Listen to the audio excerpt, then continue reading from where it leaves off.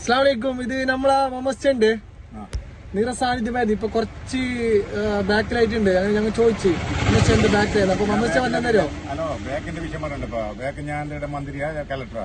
ഞമ്മ മനുഷ്യനല്ലേ, നമുക്ക് എന്താ അതിന്റെ ആവശ്യം? നമുക്ക് അള്ളാഹ് ഇഷ്ടപ്പെട്ട മതി, ജനങ്ങൾ ഇഷ്ടപ്പെട്ടില്ല. നമുക്ക് ആവശ്യമുള്ള വീട് എടുത്താൽ മതി. ഞാൻ ആവശ്യമുള്ള വീട് എടുക്കുന്നത് ജനങ്ങൾക്കാർക്കും ബോധിക്കപ്പെടുത്താണ്ടാണ്.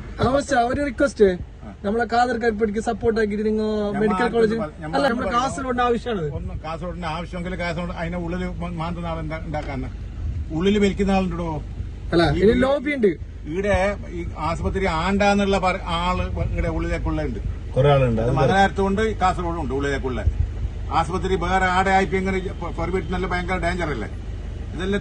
കറക്റ്റ് പിന്നെ ഇത് പറയാൻ തോന്നില്ല നമുക്ക്. നമ്മൾ പറയുന്ന കറക്റ്റ്.